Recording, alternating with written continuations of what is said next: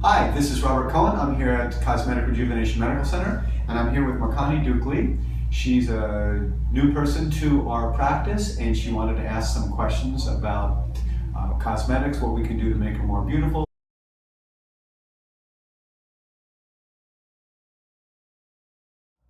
Botox is what's known in the classification of neurotoxins.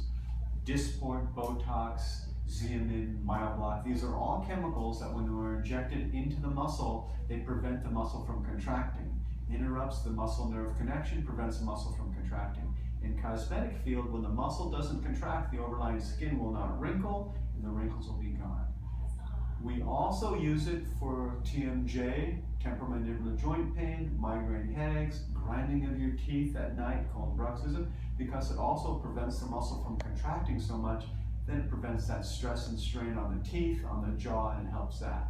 A lot of wonderful things can be done with the neurotoxin.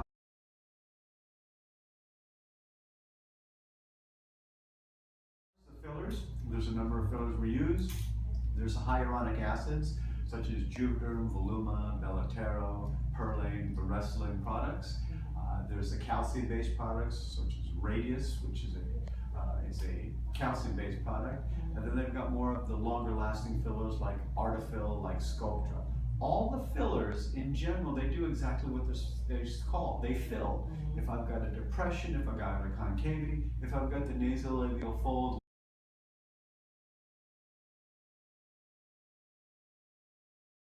last anywhere from 8 months with a Juvederm or a Restylane. Restylane might last a little bit less than 8 months, to a longer lasting filler in the hyaluronic acid like Voluma, which lasts 1 to 2 years.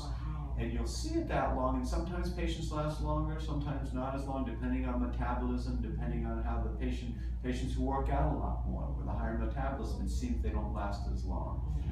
The fillers like Radius will last, a calcium-based filler, it will last about a year. Sculptra, which is another filler, it's a filler, it's called a biologic filler. It stimulates your body to produce collagen, and that one will last maybe 2 years. And the longest lasting filler we use is called Artefill. It's called now Bellafill. That will stimulate your body to produce collagen in the areas where you inject it. It's FDA approved for 5 to 10 years. So with that being said, what are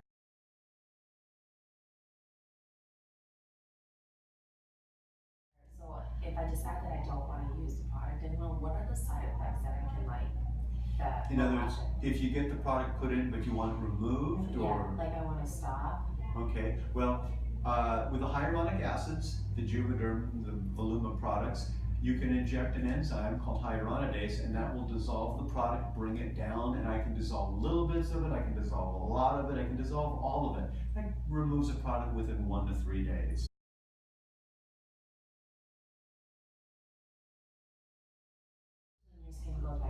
Your skin goes back to normal. Your skin is very resilient. The elasticity at your age, it will go right back to normal. It might take a week or two, but it'll go back down to normal. The other products like the calcium-based fillers and the Sculptras and the Bellafills, they're not as reversible. You can dilute them, you can wear them away a little bit, but they're not as reversible as the hyaluronic acids. They're all quite good, so that's why when I inject a patient,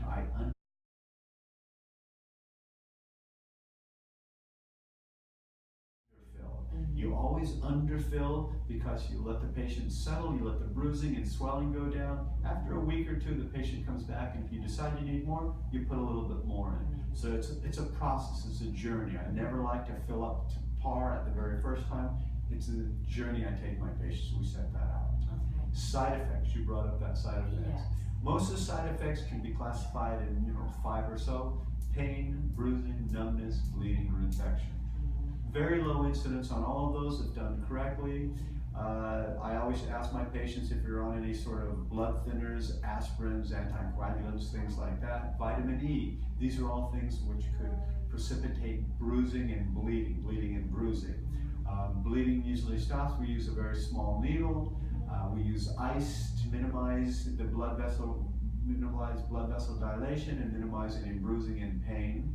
And we use a topical anesthetic to make it more comfortable for the patient. But those are the side effects.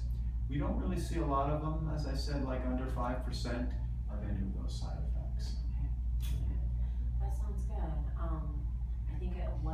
cases. So, so even if I were to use those other products, and if I decided to stop, would my skin look droopy or anything like that? No. Would I If you overfill, if you get really big, and then I've never had it on my patients because I don't overfill, but I've seen some patients that have had their face lot overfilled and then they've removed it.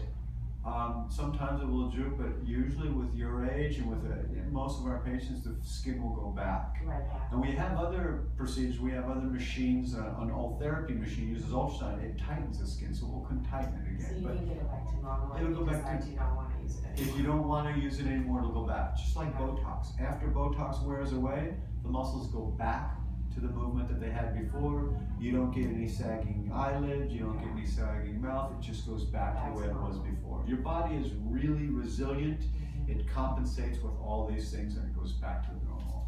Perfect. I'm excited. Now let's see if there's any questions we're gonna take. We'll edit this out. Any special instructions after? Let's see how long to see the results and any special instructions.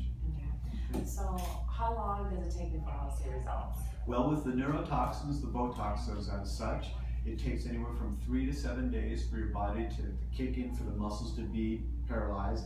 Those results, the effects can take up to 3 to 7 days. I've seen them continue to work for a month, so it continues to get better for a month. Better. And the Botox will last up to 3 months. 3 to 4 months is what I usually tell my patients in a good condition. Okay. But then I have some patients that if you overlap your Botox, if your Botox lasts for 3 months, if you come back every 2.5 months for the first 3-4 times, Yeah. it starts lasting longer and longer. We get some Awesome. patients that I see that are lasting 8 months with Botox. That's awesome. What about fillers then? Fillers, depending on the fillers, with the lower end, It'll less last long filler, it's gonna last longer, less long. The Restylane, it'll last maybe 3 months, 6 months, depending on where you inject it. The Voluma will last 1 to 2 years. The Bellafill will last 5 to 10 years if done correctly over time. So they'll last longer. The fillers will last longer than the neurotoxins. Okay. So then what are some special types of instructions that I would need to maintain my skin health while I Okay. get the procedure? While you're getting the procedure, after procedures, what I always tell my patients, especially for the neurotoxins, is for the first 4 hours, no alcohol, no exercise, don't lay down, and I want you to exercise those muscles we're gonna inject. If we inject the forehead, I want you to raise your eyebrows. If we inject the eyes, smile. If we inject between, I want you to do that. Because by exercising those muscles, Botox goes into the muscles and goes right into that area where it's gonna do the most good faster. As far as the fillers are concerned, same sort of stuff.